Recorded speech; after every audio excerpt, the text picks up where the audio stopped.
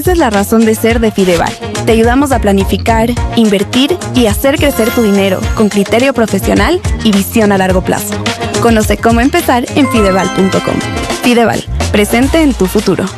Con el crédito Mi Casa Propia del Banco del Pacífico, el sueño de tener tu primera vivienda se puede. Deja de imaginar y empieza a construir tu hogar, porque con nuestra tasa del 4.87% y el respaldo del programa Miti Miti del Gobierno Nacional, se puede. Solicita tu crédito y asegura una casa propia para los tuyos. Banco del Pacífico, tu banco. ¿Buscas potencia? Quito Motors. ¿Buscas seguridad? Quito Motors. ¿Buscas tecnología? Quito Motors. ¿Buscas legado? Quito Motors. Todo lo que quieres en un Ford lo encuentras en Quito Motors. Ven hoy y haz tu test drive. Si piensas en Ford, piensa en Quito Motors. Fin de espacio promocional y publicitario. Usted escucha la revista de opinión Democracia.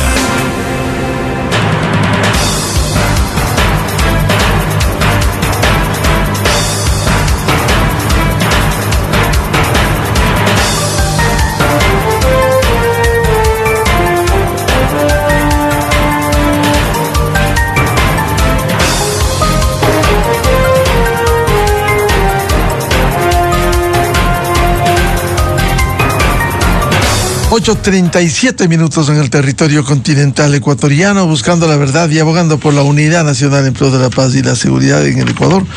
Queremos dar la bienvenida en la revista de Opinión Democracia a la doctora Jenny Andrade, experta en lavado de activos, a propósito de los hechos que está viviendo el país. Precisamente el director de la UAFE, también director encargado de integridad pública, ha hecho algunos anuncios que dan cuenta que el 70% de los casos de lavado de activos está vinculado a estructuras del crimen organizado y cerca del 30% a personas políticamente expuestas.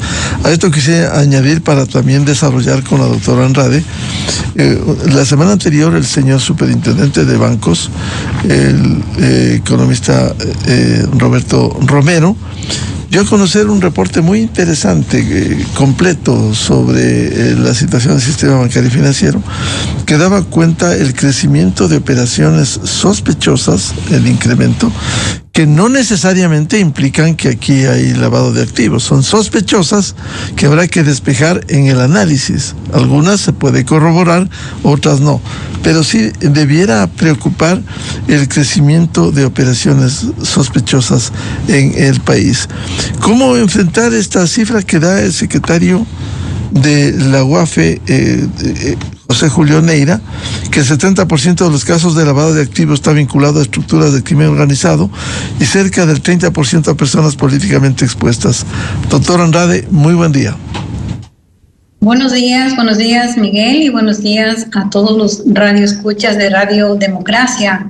Pues indudablemente, para haber dado esas cifras del señor José Julio Neira, debe tener evidentemente la estadística y la información verdadera.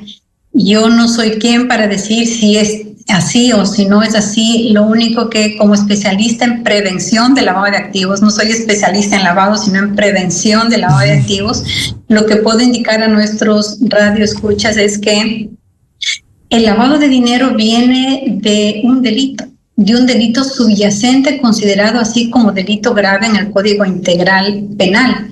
Entonces, ¿cuáles son estas clases de delito? No solamente el narcotráfico, corrupción, evasión fiscal, venta de armas, minería ilegal, etcétera, etcétera. Todo lo que se haga en forma ilegalmente y que la Constitución del Ecuador así lo determina como delito penal.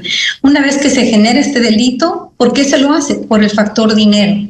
Este dinero tiene que ser introducido a la economía con una apariencia de legalidad para que al final se logre legitimar dinero. Entonces, las estructuras criminales, que ese 70% viene de estructuras criminales, pues evidentemente son quienes se dedican a originar esta clase de delitos subyacentes, y al obtener dinero, lo que tienen que hacer es tratar de colocarlo, de introducirlo, bien sea en el sistema financiero o fuera de él. Una vez que lo colocan, que es la primera parte del proceso de blanqueo de capitales o lavado de activos, tienen que tratar de entretejer, de hacer yo llamo una gran telaraña financiera, que son diferentes estratos económicos, operaciones de pago, de transferencia de dinero, etcétera, para tratar de borrar el rastro del dinero colocado.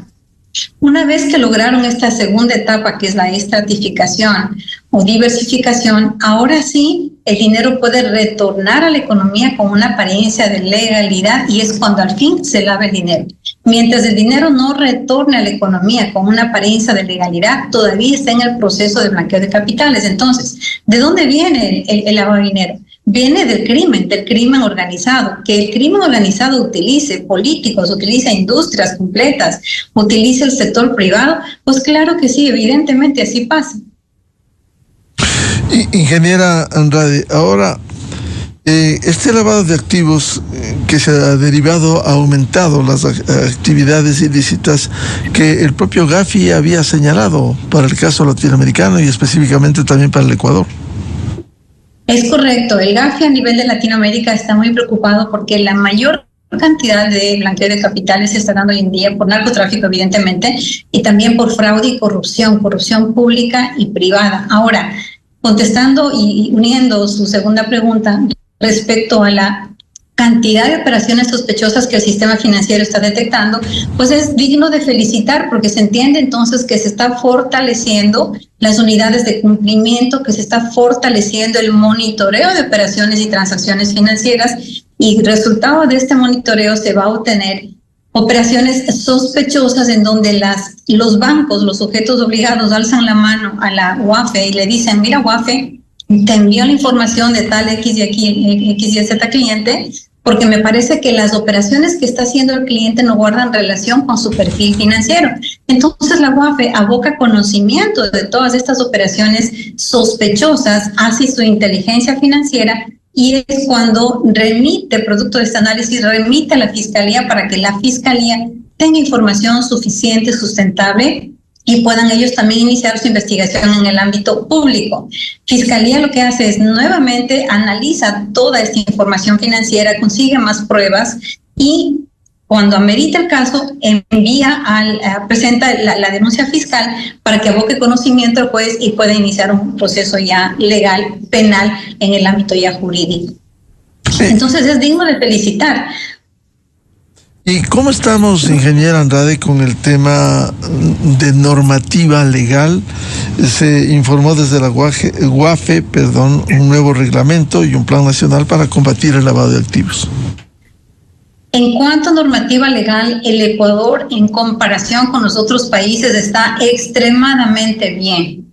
Tenemos el Consejo que está supervisando, el CONCLA que está supervisando a todos los entes que participan en la prevención del lavado de activos, formado por Superintendencia de Bancos, Compañías, CEPS, etcétera, etcétera.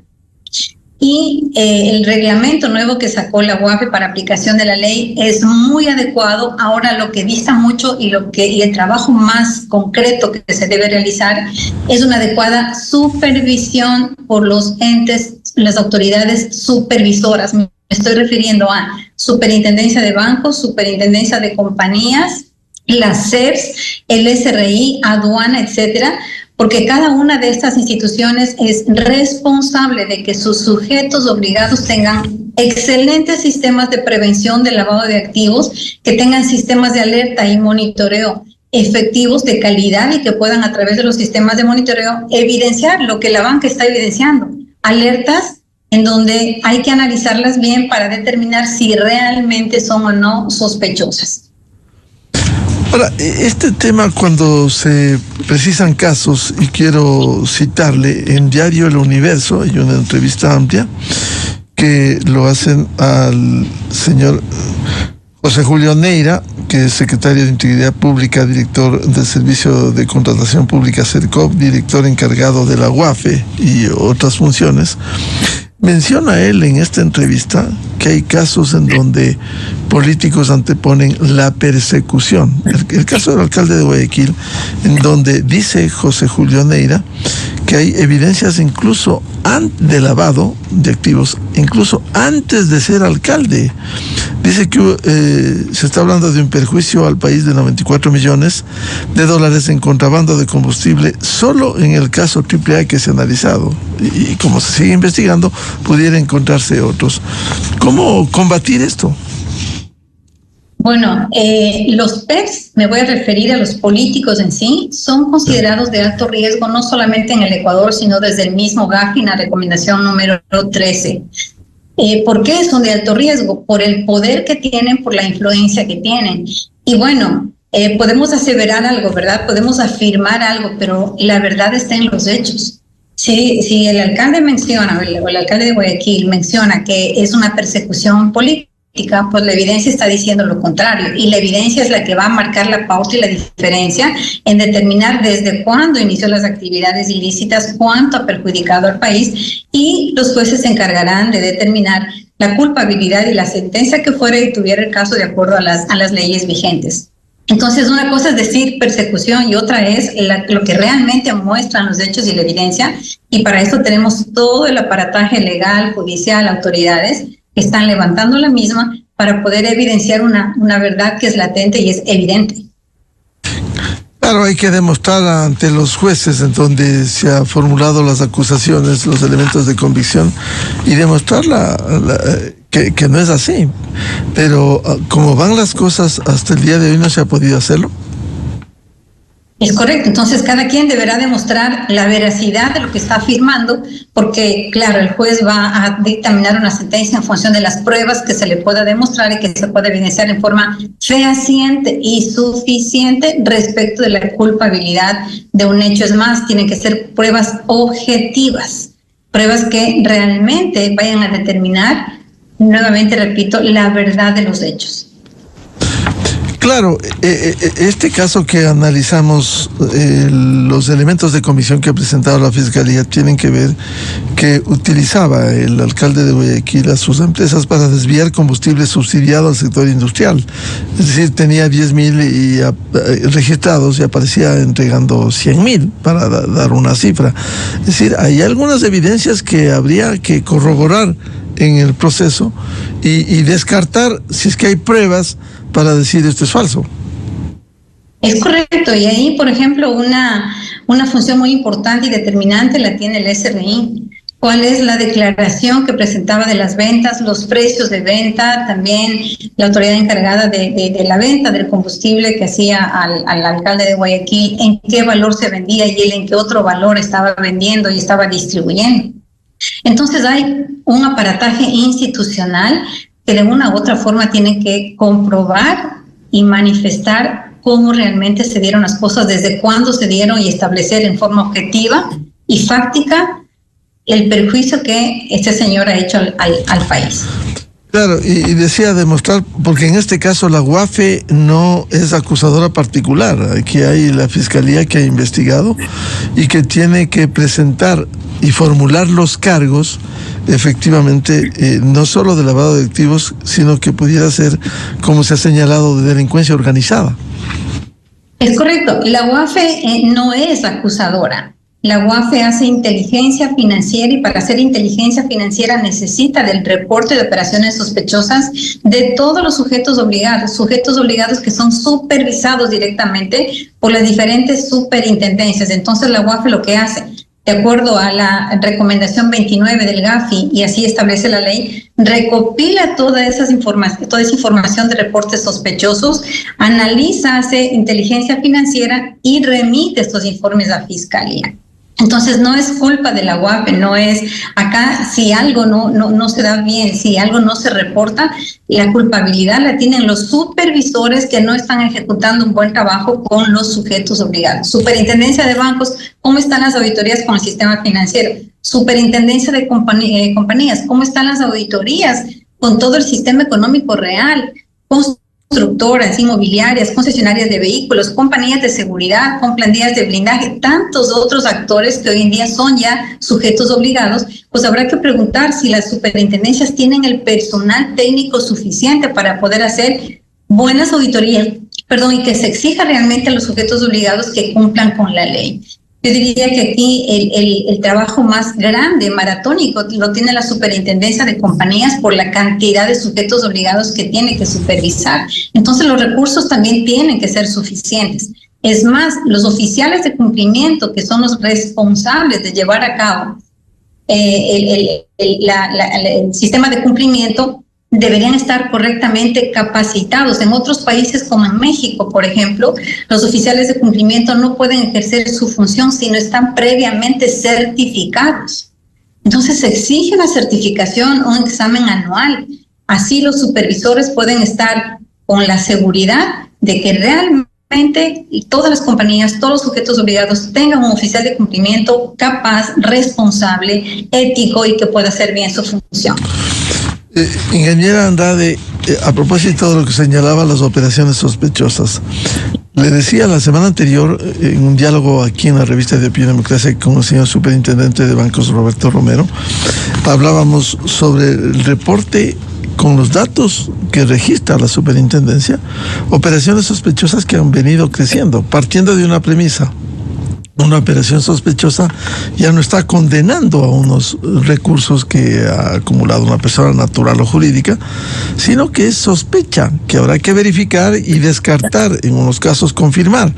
Pero el crecimiento sí debiera ser preocupante de estas operaciones sospechosas. En el 2022, 4.224, 2023, 4.516, 2023, 4.516, 2024, 5.408, 2025, 7.670, es decir, un crecimiento de año a año del 41,84%. Hay más de 23.000 sujetos obligados a declarar. ¿Qué significado tiene esto?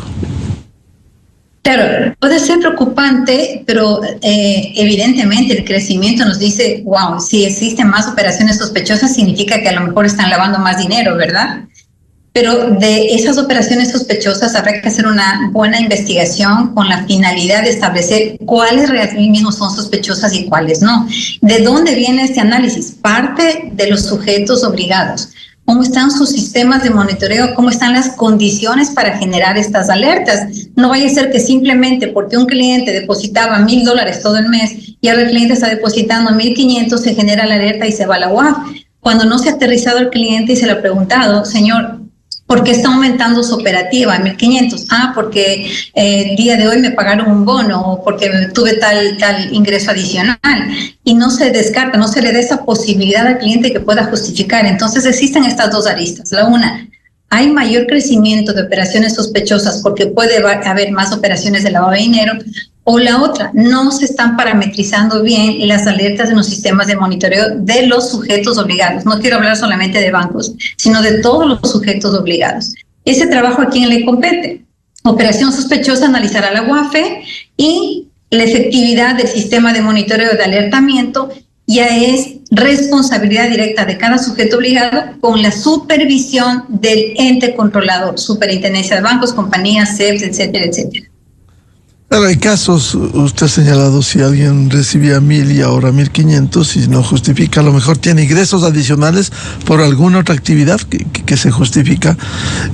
Igual, si alguien vendió una casa, para dar un ejemplo, en $200,000 y esto se incrementa al patrimonio.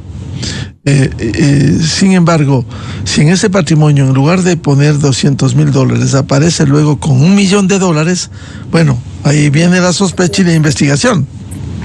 Efectivamente, y entonces estamos viendo casos también que no solamente por operaciones sospechosas, sino muchos de los casos por denuncia ciudadana o por actos de sicariato. ¿Por qué le asesinaron a tal o cual muchacho, joven, etcétera, etcétera? Porque estaba vinculado a una organización delictiva y estaba manejando, qué sé yo, un Audi, un auto de alta gama. Discúlpeme, pero yo a la edad que tengo, tener un patrimonio tal, con todo el trabajo de estos tantos años, no me puedo dar el lujo de tener un patrimonio tan alto como lo pudiera tener un joven, salvo de que no estoy haciendo tampoco ninguna discriminación, salvo de que haya tenido antecedentes familiares de alta riqueza y de alto patrimonio, etcétera, etcétera. Pero hay un refrán que yo siempre recuerdo de mi abuelo que decía: detrás de toda riqueza siempre hay algo vergonzoso. y no hay mejor descanso que tener la conciencia limpia.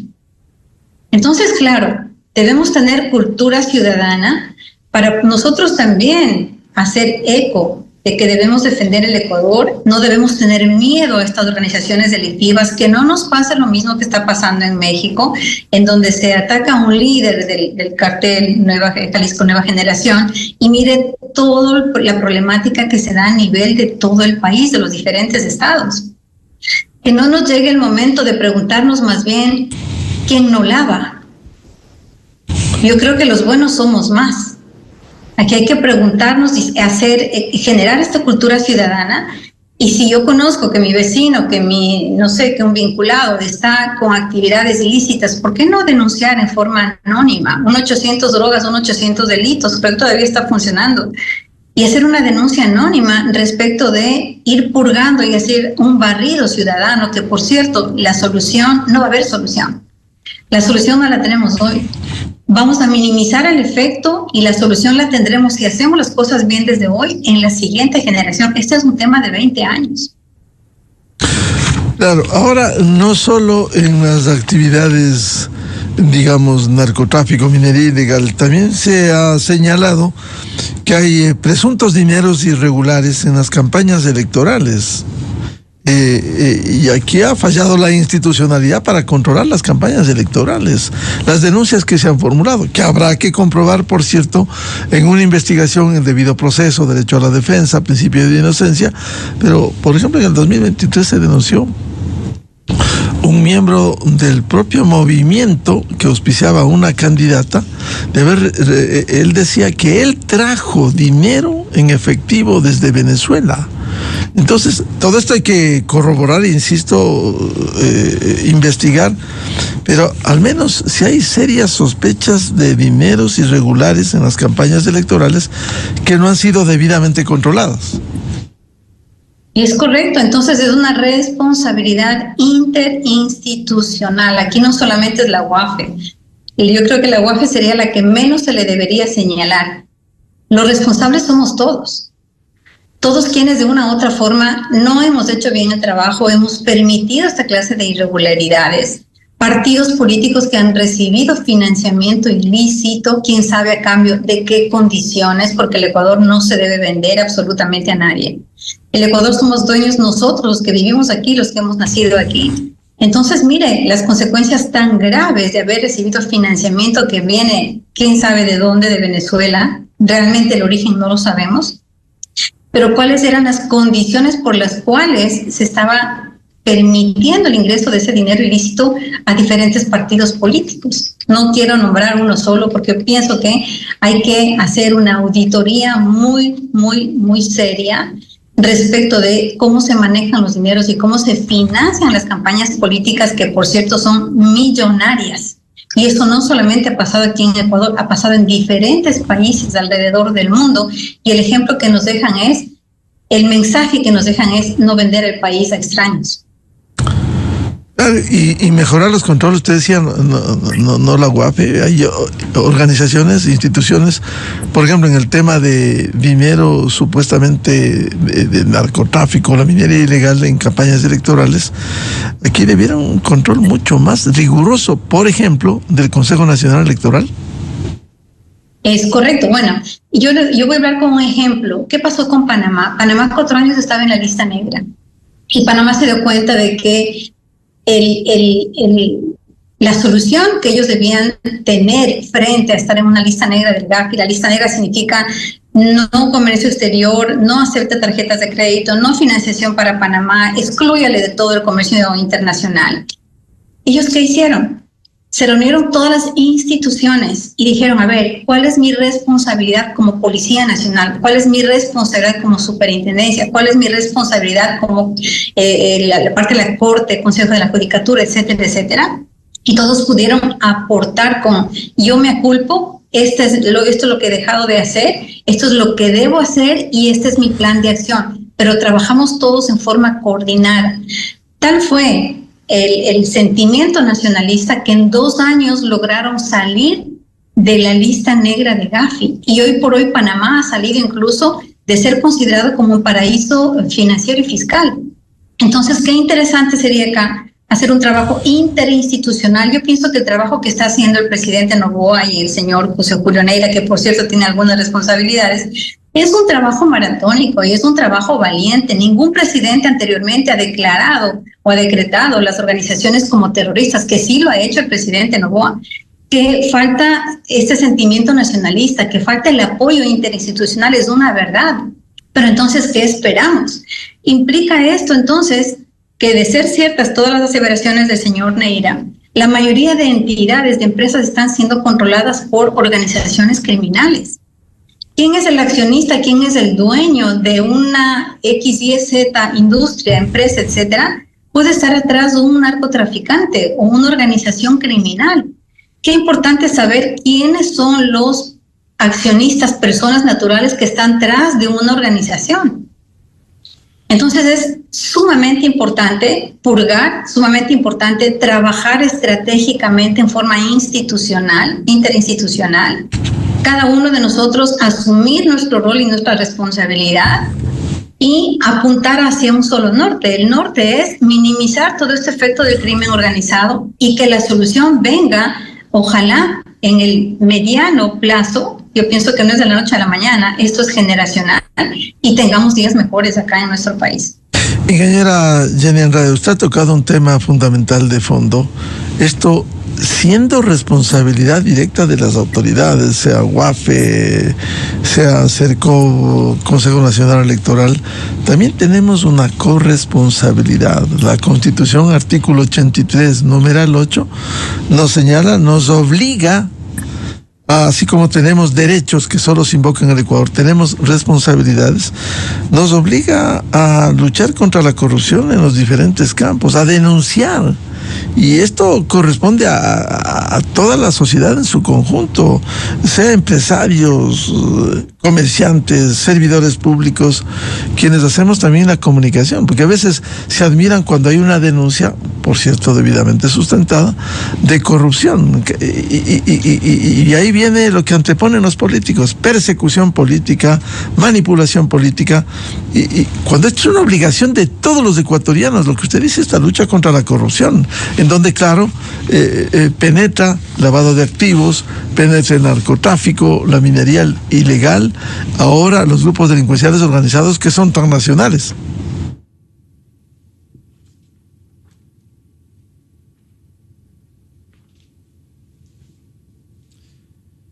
Este es un diálogo con la ingeniera Jenny Andrade, especialista en prevención del lavado de activos. Sí, por favor, le preguntaba esto de nuestra obligación como ciudadanos, la denuncia de los hechos de corrupción.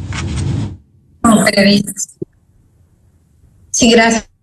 Gracias, Miguel. Parece que hubo ahí un lapsus en el internet. Recordemos que la mayoría de casos de investigación de lavado de activos se ha dado precisamente por el aporte de los periodistas. Recuerden ustedes la ICI, que es el Consorcio de Investigación Periodística, en donde ellos denunciaron todo el tema de Panama Papers y todo el tema de la caja Pandora. Entonces, qué importante es que el periodismo se haga también se suda en forma con fundamento, como lo dijo usted, porque definitivamente ustedes aportan a la verdad de los hechos. Yo recuerdo algo en un programa, en una entrevista anterior con Carlos Vera, y yo le había dicho a él qué importante sería en cada institución pública generar una unidad de compliance. Al igual que existe en los bancos, el oficial de cumplimiento, una unidad de compliance en Contraloría y en todas las entidades públicas, para que el compliance sea quien definitivamente lleve un programa ético de debida diligencia, que combata la corrupción, que pueda también directamente reportar a la UAFE.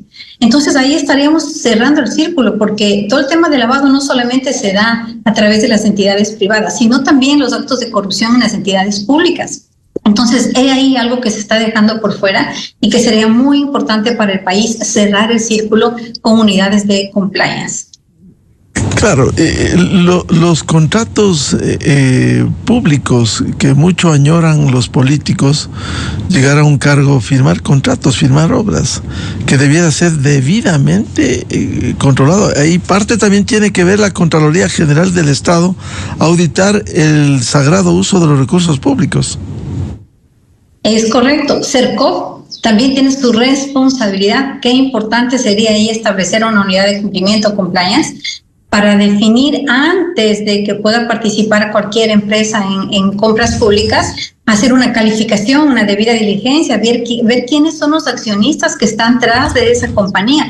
¿Cuántas compañías tienen XY personas que están licitando a través de Serco? O sea, el trabajo, repito, es de todos y hay que verdaderamente hacer un mea culpa.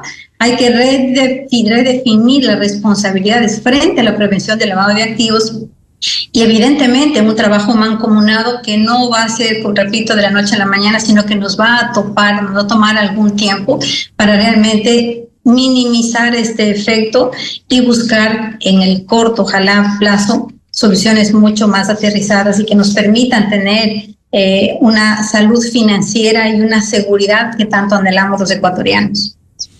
Ingeniera Andrade, vuelvo al comienzo cuando le planteaba cuánto debiera preocupar el escuchar a un funcionario público, José Julio Neira, que el 70% de los casos de lavado de activos está vinculado a estructuras del crimen organizado y cerca del 30% a personas políticamente expuestas. Ese 70% debiera preocupar vinculado a crimen organizado. Es correcto, significa que el 70% de la economía nacional está siendo manejado por delincuentes. Así de sencillo. Entonces, el 70% de empresas, el 70% de ingresos, el 70% de la economía viene de manos de la delincuencia. ¿En dónde trabaja nuestro sobrino, nuestro primo, nuestro tío? A lo mejor está trabajando en una de estas compañías que está siendo controlada por la delincuencia organizada. Es altamente preocupante. Si no hacemos algo rotundo, algo estratégico, algo radical, nos van a ganar los malos. Y ahí sí habría que preguntar en el Ecuador quién no lava. Claro. Y con un hecho adicional, que como vivimos una dolarización, esto de alguna manera facilita también. Es correcto. No lo escuché muy bien, se me fue un poco la señal. Sí, decía que como vivimos en dolarización, también esto pudiera facilitar el lavado de activos. Ok, hay varias características que facilitan el lavado de dinero en un país. Uno es su sistema monetario, el dólar. Otro es la salida al mar, ¿verdad? Toda nuestra zona costera que puede ser aprovechada para enviar droga y no solamente droga. En tercer lugar es la debilidad jurídica. En cuarto lugar es la corrupción jurídica y financiera que puede haber, la corrupción política. Entonces hay varios hechos que de una u otra forma hacen ver que en el Ecuador sí puede ser un país que puede ser utilizado para legitimar capitales.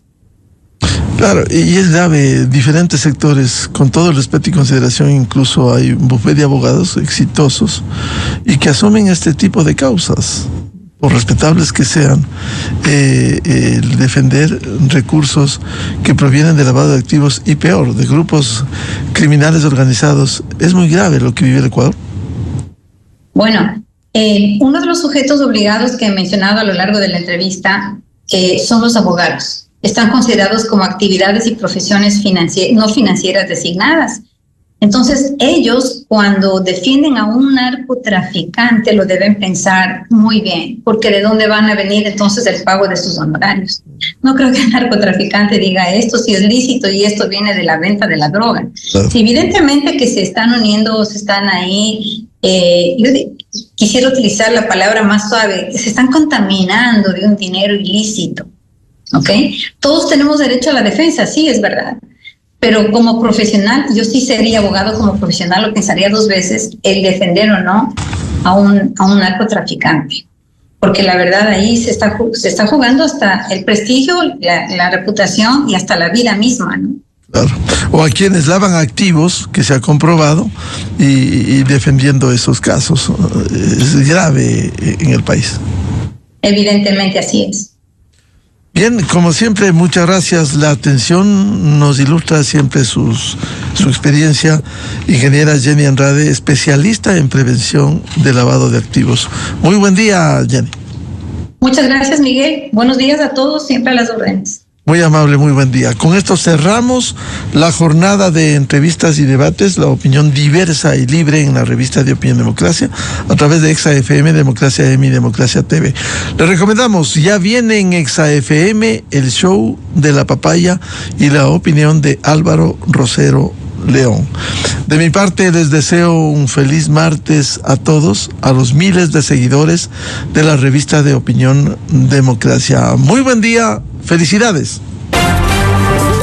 La revista de Opinión Democracia, buscando la verdad en todas partes. Esto es Exa Informa por Exa FM. El ministro del Interior, John Reinberg, advierte que se prepara una ofensiva